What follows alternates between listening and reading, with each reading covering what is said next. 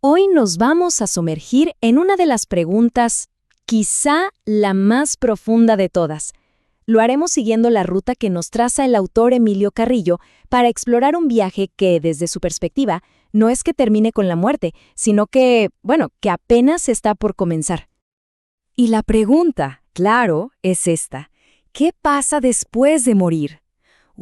Es un misterio que nos ha acompañado desde que el mundo es mundo, ¿no? Nos ha generado tanto miedo, pero también muchísima esperanza. Para empezar a entender esto, hay como dos grandes caminos, dos formas de ver el mundo que chocan de frente. Por un lado, está la visión que podríamos llamar materialista. La vida es una chispa biológica y ya, se apaga y se acabó. Pero del otro lado, tenemos la visión trascendente, esa que han sostenido sabios de todas las épocas, que nos dice, ojo, la conciencia sigue su viaje. Ok, dejemos un momento el debate filosófico y vayamos a algo más personal, a la evidencia directa, que nos cuentan esas personas que literalmente han estado al borde de la muerte y han vuelto para contarlo. Y aquí entra el testimonio del propio autor, Emilio Carrillo. Él vivió una experiencia que le dio un vuelco total a su vida después de un infarto pulmonar. Esta frase que vemos resume ese primer momento, el más impactante de su viaje. De repente se vio fuera de su propio cuerpo, observándolo. Y lo más interesante es que lo que le pasó a Carrillo no es un caso aislado, para nada. De hecho, sigue un patrón que se repite en miles y miles de testimonios. El viaje casi siempre empieza así, con esa sensación de estar fuera del cuerpo. Luego viene una revisión de la vida, toda la vida pasando frente a los ojos. De ahí, muchos cuentan que atraviesan el famoso túnel de luz, para terminar en un encuentro con seres llenos de luz, que a veces, curiosamente, resultan ser familiares que ya partieron. Ahora, para entender bien la propuesta del libro sobre lo que viene después, hay una metáfora que es clave, que es central. Es una analogía que nos ayuda a ver las dos partes de nuestro ser de una forma súper clara.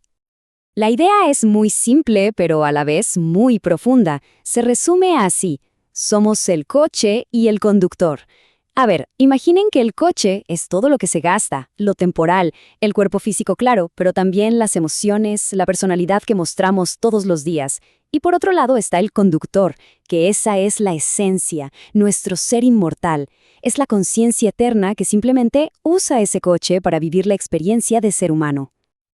Y claro, si lo vemos desde esta perspectiva, la muerte pierde todo ese drama que le ponemos. Ya no se ve como el final de todo, sino como el momento más natural del mundo, en el que el conductor simplemente se baja del coche porque ya no funciona. Se vuelve una transición, no una destrucción total. Bien, pero entonces, ¿a dónde va el conductor justo después de bajarse del coche? Porque el viaje no es automático, no es instantáneo. Hay como una etapa intermedia, un espacio que hay que atravesar. A esta etapa se le llama el tránsito. Seguramente el concepto suena familiar, porque en otras tradiciones se le conoce como cama loca, o más comúnmente como purgatorio.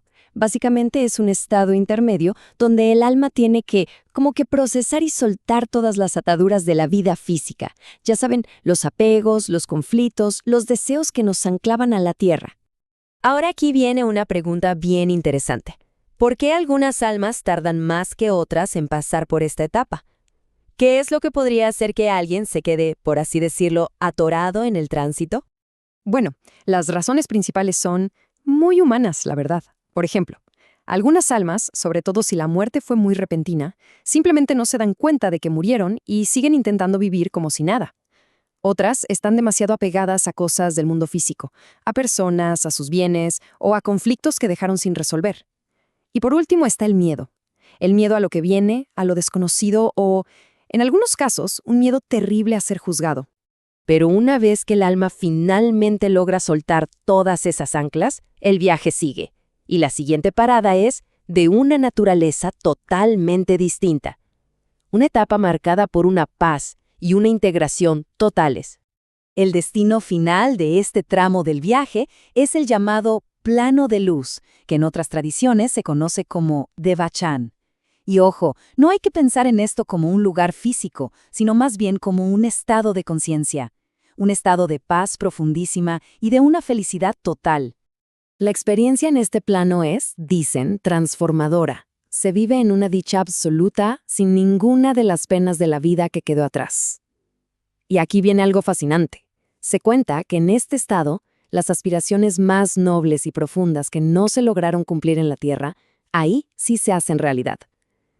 Es como un tiempo de descanso, sí, pero también es un tiempo de aprendizaje, de asimilar e integrar todas las lecciones de la vida que recién terminó. Pero ojo, este estado de paz increíble no es el final del camino.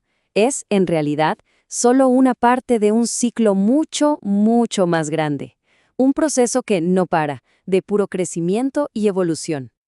Y esto, claro, nos lleva directamente al concepto de la reencarnación. La idea de que el alma, o sea, nuestro conductor, decide volver al plano físico para vivir nuevas vidas. Y es súper importante entender esto. No se ve como un castigo, sino todo lo contrario, como una nueva oportunidad para seguir evolucionando, para seguir creciendo en conciencia y en espíritu. Cada vida entonces se convierte como en una nueva escuela, ¿no? Una nueva oportunidad para aprender cosas distintas, para seguir creciendo. Y aquí hay un detalle que a mí me parece fascinante, la idea de que antes de nacer, las almas hacen pactos de amor entre ellas, acuerdos para ayudarse unas a otras a aprender y a evolucionar en la vida que les toca. Así que, al final, todo se resume en esto. Si la muerte no es un muro infranqueable, sino una puerta que nos lleva a la siguiente etapa del viaje, ¿cómo cambia eso la forma en la que vivimos nuestra vida aquí y ahora? Esa es quizá la pregunta más importante que nos deja toda esta exploración.